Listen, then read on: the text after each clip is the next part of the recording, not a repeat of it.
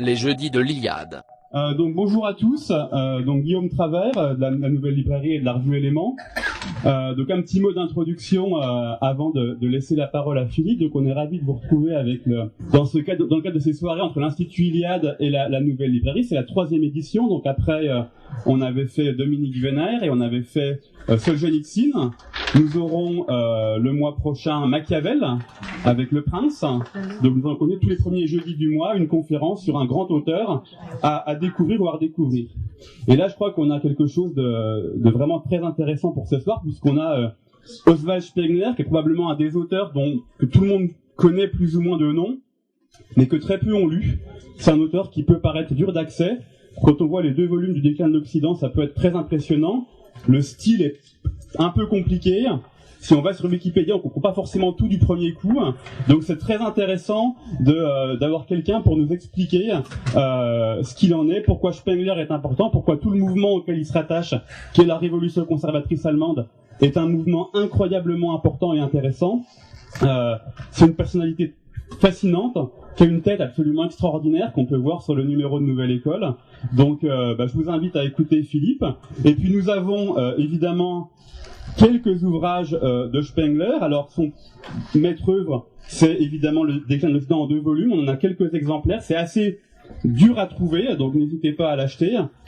Il y a un petit livre récent qui est aussi très important, qui est Le Mélatechnique, dont nous avons plusieurs exemplaires. Et puis il y a malheureusement des livres qui sont quasiment introuvables, notamment Année décisive, qui est un de ses autres grands livres, qui malheureusement avait été édité par Copernic il y a une 30aine d'années et qui maintenant malheureusement n'est plus trouvable, qu'on va peut-être rééditer un jour. Vous avez le Nouvelle École sur Spengler, et puis un livre très intéressant de Gilbert Merliot, qui est une très bonne introduction à la pensée de Spengler, qui est un livre très récent, qui donc est assez salutaire. Et vous avez évidemment les publications de l'Institut Iliade et des auteurs attachés à l'Institut Iliade. Avant de laisser la parole à Philippe, une dernière chose, une autre date importante, le 26 septembre prochain, ici même, on va lancer les éditions de la nouvelle librairie. Donc la nouvelle librairie va se lancer comme maison d'édition avec 2 titres. Courage, le nouveau livre de François Bousquet, qui est un très beau livre à venir, et puis autre parution, une réédition de Georges Valois que j'ai préfacé, La Révolution nationale, qui sera également, qui seront toutes les 2 présentées le 26 septembre donc. Merci Guillaume. Je vais m'efforcer de vous présenter rapidement ce soir Oswald Spengler et les grands traits de son œuvre. C'est un auteur qui a rencontré un succès considérable durant l'entre-deux-guerres, notamment avec un titre qui est le plus connu de toutes ses œuvres, c'est Le Déclin de l'Occident, évidemment. Et ensuite, il est tombé dans un relatif oubli à l'époque où régnait l'hégémonie du marxisme et de ses différents dérivés sur la vie intellectuelle. Évidemment, Spengler n'était plus tellement d'actualité, et tous ceux même qui avaient de près ou de loin participé à ce qu'on a appelé la révolution conservatrice en Allemagne était a priori suspecte. On l'avait bien vu avec le livre de Jean-Pierre Faye, Langage totalitaire, dans les années 70, où il montrait que tout cela avait en fait préparé le terreau du national-socialisme, évidemment. Mais cette longue éclipse a pris fin, et on a assisté à un retour relatif de Spengler à partir des années 1990, après l'effondrement du système soviétique. C'est une époque, on le sait, qui a vu des débats d'idées tout à fait nouveaux sur des questions à propos desquelles la lecture de Spengler pouvait éclairer. C'est l'époque où Fukuyama annonce sa fin de l'histoire, c'est l'époque où Kennedy réfléchit sur l'ascension et le déclin des grandes puissances. C'est l'époque, bien sûr, où Huntington va prophétiser le choc des civilisations. Alors tout ça crée en quelque sorte un contexte idéologique, un contexte intellectuel qui peut redonner une place à Spengler dans un monde où est en train de se dessiner un système multipolaire d'un genre nouveau, après le duopole américano-soviétique du temps de la guerre froide, dans un monde où, entre autres, le retour de la Russie débarrassée du messianisme communiste pose également un certain nombre de questions quant au devenir de cet immense ensemble. Alors, pour aborder Spengler, quelques d'informations en termes de bibliographie pour les lecteurs français. Nous avons disponible donc Le déclin de l'Occident, comme l'a dit Guillaume, L'homme et la technique. Malheureusement, les années décisives sont devenues difficiles d'accès. Je vous signale aussi, en dehors du numéro de Nouvelle École, le livre qu'Alain de Benoît a consacré à 4 auteurs de la Révolution conservatrice, paru en 2014, et un de ces 4 auteurs, justement, c'est Spengler. Également le livre de Merliot, qui est présent, je crois, ici, le début de la fin, Penser la décadence avec Oswald Spengler. Voilà le livre d'Alain de Benoît. Il y a donc un certain nombre de choses auxquelles on peut se référer pour aborder la pensée de Spengler. Alors, cet auteur, donc on l'a dit, a retrouvé une certaine actualité dans les années 90, quand se sont effondrées les grandes idéologies à vocation universelle, quand également le système du marché mondialisé, la démocratie marchande universelle a trouvé ses limites, sans parler du naufrage du socialisme scientifique. On s'est tourné de nouveau à ce moment-là vers la question des civilisations. Déjà en amont, Arnold Toynbee y avait consacré une réflexion tout à fait intéressante. Fernand Braudel également, avec sa grammaire des civilisations. Et puis même, si on repart plus loin en arrière, on se souvient des propos de Valéry au lendemain de la Première Guerre mondiale, quant au fait que les civilisations, eh bien, on savait désormais qu'elles étaient devenues mortelles, ce que a expliqué Spengler d'une autre manière et dans un autre contexte. Alors, ce personnage, qui est-il? Il faut dire quelques mots de son parcours. Il apparaît un peu comme un solitaire dans le chaos européen qui a suivi la Première Guerre mondiale. Il est né en 1880 à Blankenberg, dans le Harz, en Allemagne centrale. Donc, il est le cadet de 5 enfants dans une famille de la classe moyenne. Il va faire ses études secondaires à Halle et puis ensuite ses études universitaires.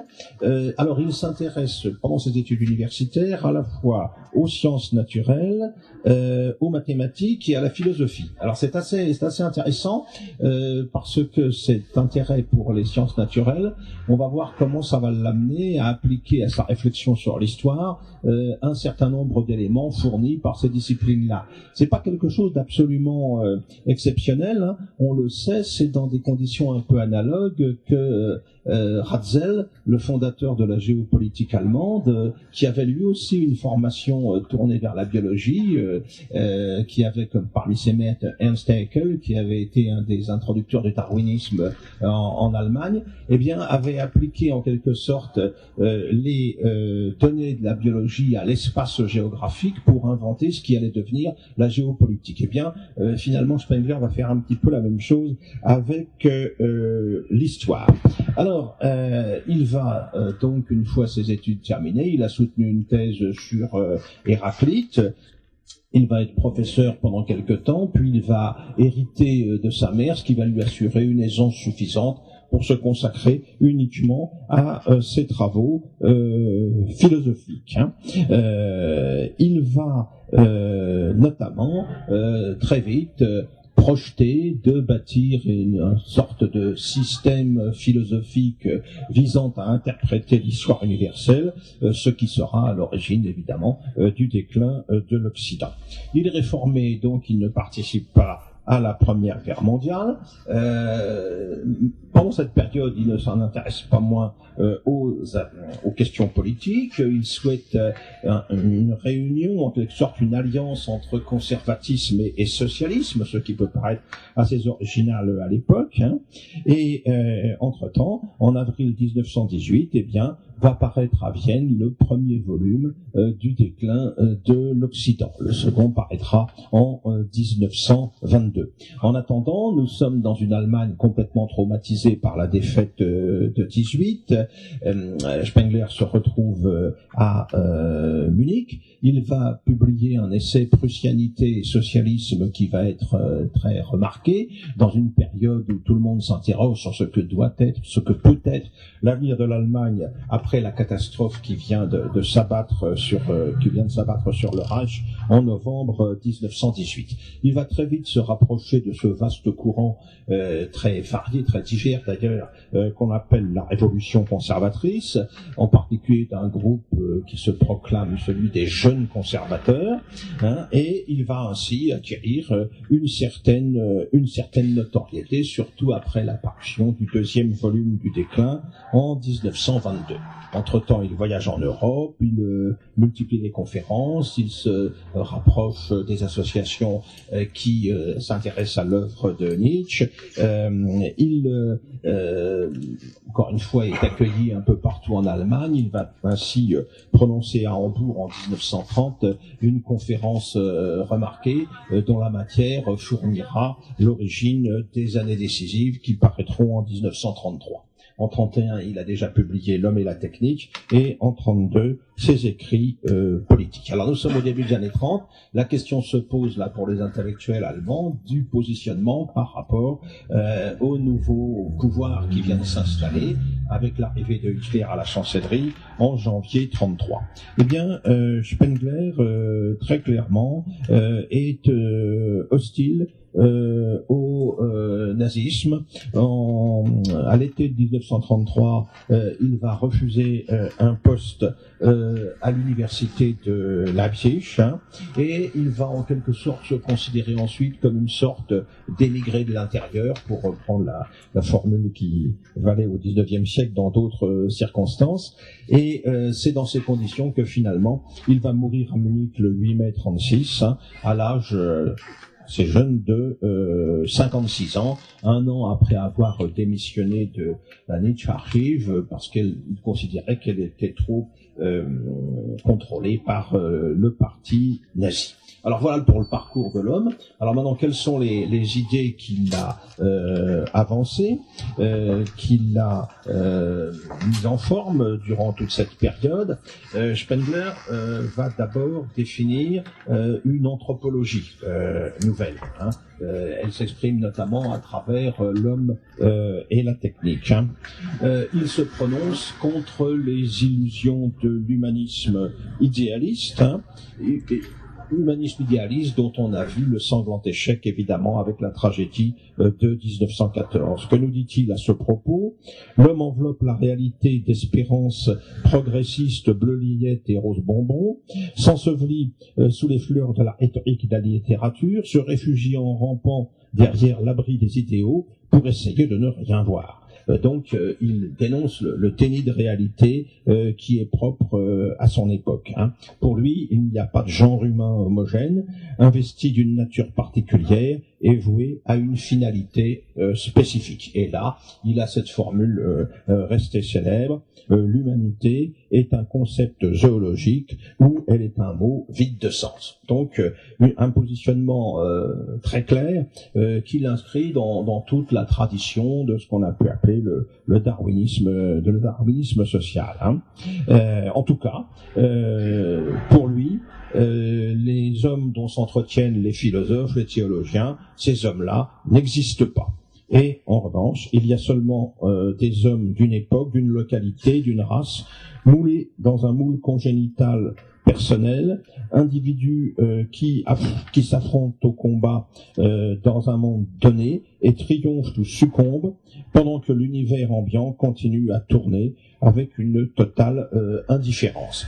Voilà la vision qu'il se fait de la condition humaine. Et le combat auquel se livrent ces individus, selon lui, c'est la vie même, la vie au sens nietzschéen du mot, lutte farouche, sans pitié ni quartier, de la volonté de puissance. Hein.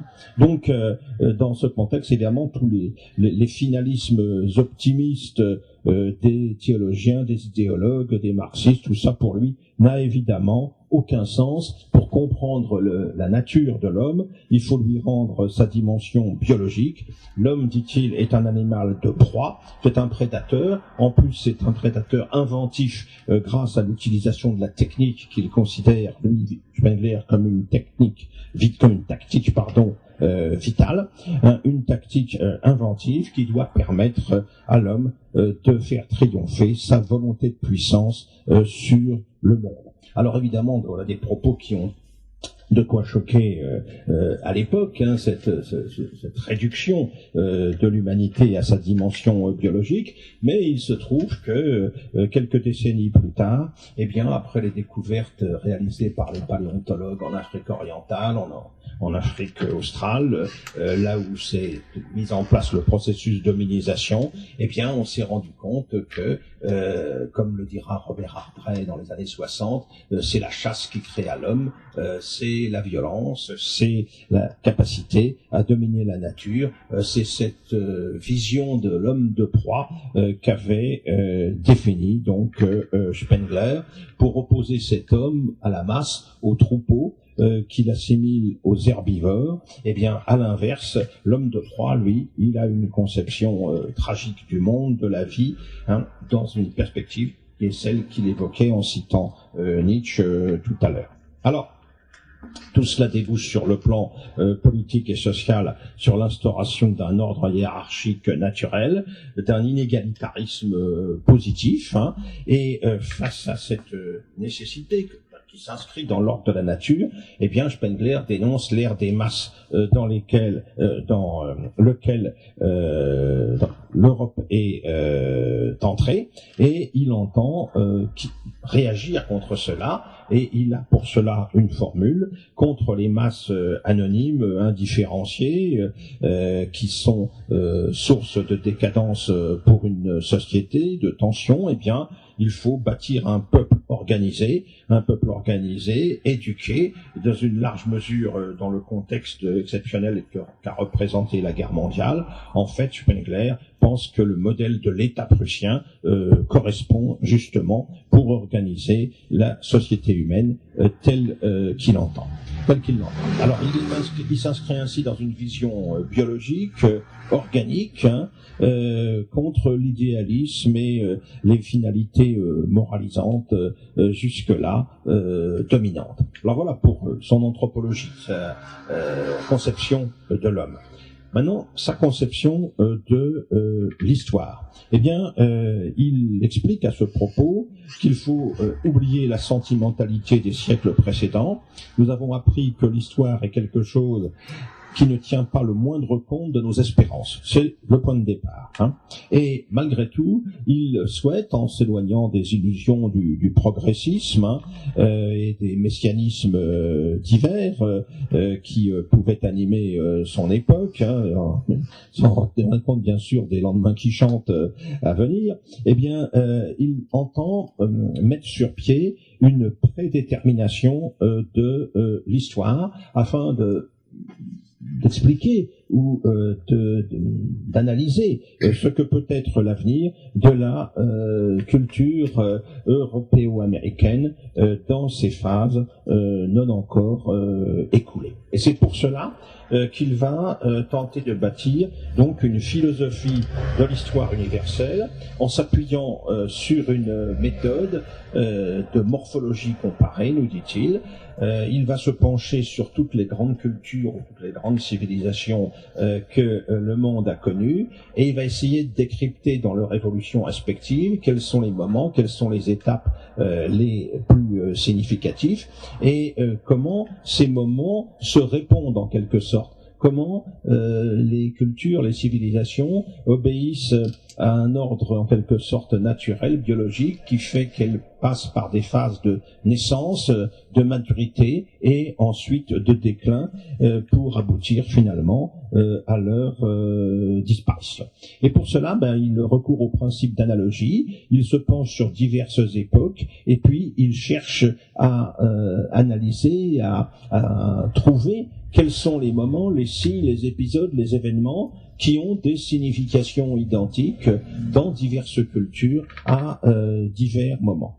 Sa méthode, il la résume ainsi. Ainsi, devons-nous étudier le langage formel de l'histoire humaine, sa structure périodique, sa logique organique, en partant de l'abondance des faits particuliers qui touchent nos sens. C'est-à-dire que c'est ainsi que l'on va pouvoir identifier une culture, ses caractéristiques principales, son essence en quelque sorte, son âme. Et pour cela, des éléments qui peuvent apparaître dispersés contribuent, quand on les rapproche, à définir une identité particulière pour une culture ou une civilisation. Par exemple, pour ce qui est de la civilisation occidentale ou faustienne, la nôtre, ils mettent en avant le fait que c'est celle qui va utiliser pour la première fois la perspective et aboutir à cela à une maîtrise mathématique de l'espace, que c'est celle qui a bâti l'architecture gothique, qui a mis en place le contrepoint en matière de musique, ou bien alors qui a inventé le crédit, par exemple. Alors, ces formes particulières, il va en trouver un certain nombre ainsi significatif dans toutes les cultures, et c'est à partir de là qu'il va définir ce qui fait leur originalité propre. Alors, la conclusion de tout cela pour lui, c'est que il n'y a pas une histoire linéaire comme celle à laquelle nous avons été habitués, avec le découpage Antiquité, Moyen-Âge, temps moderne, époque contemporaine. Il n'y a pas d'histoire universelle. Il y a des histoires particulières, spécifiques, propres à chacune des grandes cultures et civilisations qui se sont développées au fil des millénaires. Dans cette perspective, évidemment, toute l'idéologie du progrès, vous l'imaginez bien, n'a absolument pas sa place. Tout le progressisme qui est né en fait des Lumières, pour l'essentiel, est renvoyé en dehors des clous. Et puis, Spengler va définir, cerner les grandes cultures qui se sont développées à la surface du globe. Alors, il en distingue 8. Alors, il y a culture chinoise, indienne, égyptienne, mésopotamienne, mexicaine, et celle qui nous intéresse le plus, la culture antique gréco-romaine, ce qu'il appelle la culture arabe, qui va bien au-delà du seul phénomène de l'expansion arabe, et enfin la culture occidentale, qu'il désigne aussi sous le nom de faustienne. Alors il faut bien distinguer, quand il évoque le terme culture, ça a un sens particulier. Il inscrit tout cela dans une continuité entre culture et civilisation. La culture, c'est la phase de genèse, c'est la phase de création, c'est la phase où se met en place la haute culture dont il est question. Et puis la civilisation, c'est une période, au contraire, qui correspond à la sénescence de cet organisme particulier qu'est la culture. La civilisation, c'est la phase finale, en quelque sorte, de cette évolution. Alors tout cela, c'est extrêmement subtil. L'âme d'une culture, nous explique-t-il, c'est le produit particulier de l'alchimie d'un sang et d'un sol, c'est la rencontre d'une histoire et d'un paysage, et ça va permettre pour lui de distinguer justement les grands ensembles qui se sont imposés au fil du temps, et d'annoncer que peut-être d'autres apparaîtront. Il imagine une civilisation des steppes à venir, en liaison avec la montée en puissance de la Russie et de l'Eurasie. Et alors ces cultures, elles peuvent se révéler fragiles parce qu'elles, confrontées à une culture concurrente, elles peuvent être frappées, dit-il, de pseudomorphose, c'est-à-dire d'être en quelque sorte corrompu par la proximité avec un autre organisme radicalement différent. Il explique aussi que ces cultures, dans leur phase d'évolution, à un moment donné, au moment d'ailleurs où elles vont se transformer en civilisation, elles ont une phase d'expansion impérialiste. Ça a été le cas de la Grèce d'Alexandre, ça a été le cas de Rome, c'est le cas de l'Europe colonisatrice du 19e siècle, et que tout cela c'est un danger pour les cultures en question parce que ça les mène naturellement au métissage et ça les amène à perdre éventuellement une partie de leur spécificité et c'est une source évidemment d'affaiblissement. Alors le diagnostic qu'il porte sur l'Occident, évidemment, est bien pessimiste. L'Occident, selon lui, qui est apparu autour de l'an 1000 en Europe occidentale, eh bien cette culture occidentale qui s'est développée de manière continue dans tous les domaines, eh bien elle est arrivée, selon lui, dans sa phase finale. Elle a réalisé son expansion mondiale, et cet ensemble qui est apparu avec le Moyen Âge arrive au début du XXe siècle. En fait, dans sa phase finale, il voit cela à plusieurs traits. L'apparition de la ville mondiale, là où s'était imposée la ville organique encore liée à son environnement rural au départ au Moyen Âge, au XVe siècle par exemple, eh bien quand on arrive au XIXe, XXe, c'est l'avènement des villes mondiales qui correspondent à ce qu'avait été l'avènement d'Alexandrie ou de Rome au cours durant la culture antique. Ces villes mondiales, elles sont cosmopolites, anorganiques, avec des populations déracinées. Ce sont des villes où les masses remplacent les peuples. Ce sont des villes où la rhétorique des sophistes grecs, et bien on en trouve l'écho dans le bavardage des journalistes dans la culture occidentale 20 siècles plus tard. Ce sont des villes où le rôle de l'argent est devenu incontrôlé. Tout cela, ce sont des traits qui, pour lui, représentent en quelque sorte un constat de la pathologie, en quelque sorte, qui touche la civilisation occidentale. D'autres traits montrent bien que cette phase est une phase de décomposition, une phase d'affaiblissement. C'est par exemple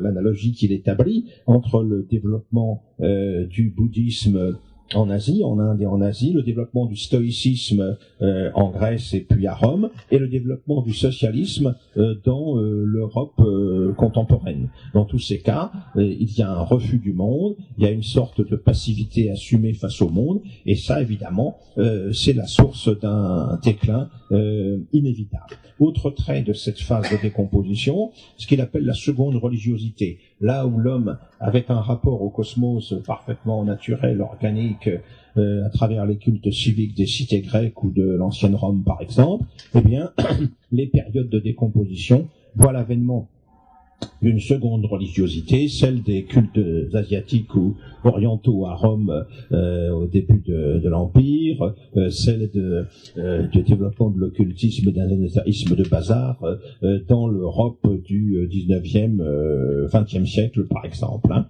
Il se penche aussi, c'est un trait qui concerne alors la civilisation occidentale faustienne, sur le développement du machinisme.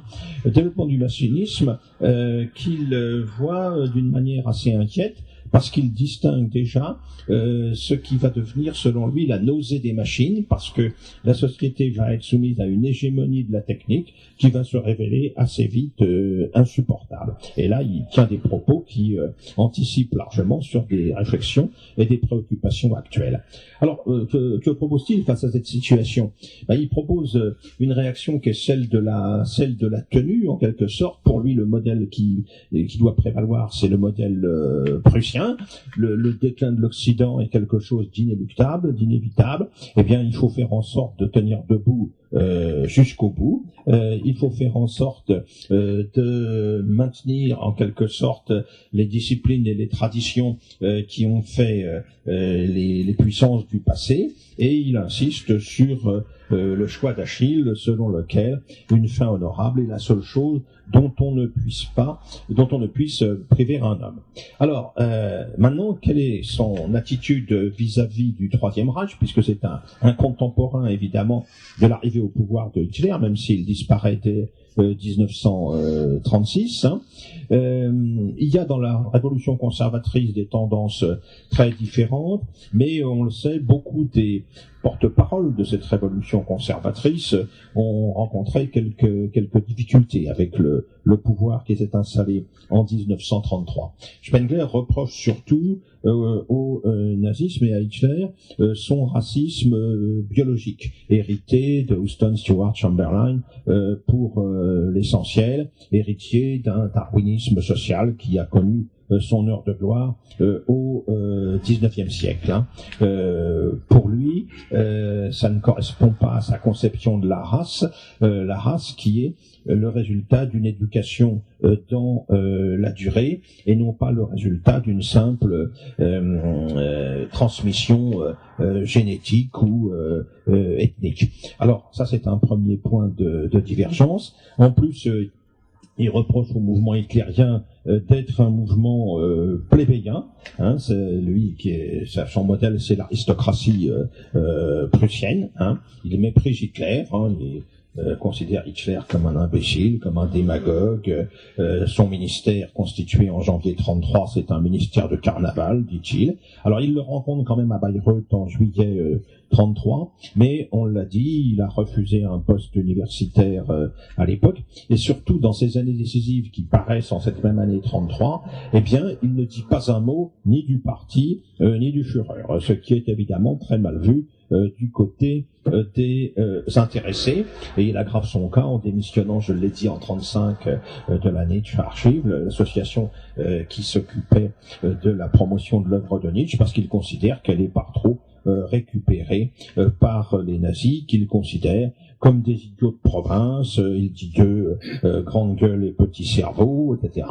Il voit dans le nazisme le triomphe de l'idéologie du troupeau, un jacobinisme brun hérité du 19e siècle, le dernier avatar de la conception massiste de la nation. Et au bout du compte, c'est un petit peu découragé qu'il écrit en fait pour quelques-uns. Et en tout cas, il ne se reconnaissait pas dans la Révolution brune entamée en janvier 1933. Alors quel bilan peut-on tirer de cette œuvre, de cette physionomique de l'histoire, pour reprendre son expression? Alors on peut considérer qu'il y a là, dans une certaine mesure, une construction idéologique avec toutes les limites que ça implique, une construction idéologique qui ne tient pas toujours compte de la complexité du réel pour faire cadrer les choses avec un schéma préétabli. Il y a une chose aussi sur laquelle il faut insister, c'est que les cultures et les civilisations sur lesquelles Spengler s'est penché, à partir desquelles il a voulu construire son système. À l'époque, nous sommes au début du XXe siècle, je le rappelle, le 1918 et 1922, les deux volumes du déclin de l'Occident. Eh bien, elles sont pas très connues pour certaines. Nos connaissances sur l'Égypte ancienne, pour ne rien dire de l'Amérique précolombienne, se sont évidemment développées dans des proportions considérables. Il est certain qu'il faudrait peut-être revoir pas mal de choses sur l'interprétation qu'en donne Spengler. Peut-être a-t-il aussi ressenti douloureusement le déclin des aristocraties européennes, et la guerre mondiale a signé finalement leur arrêt de mort, et peut-être a-t-il élargi à l'Occident tout entier le diagnostic qu'il portait sur ces seules aristocraties.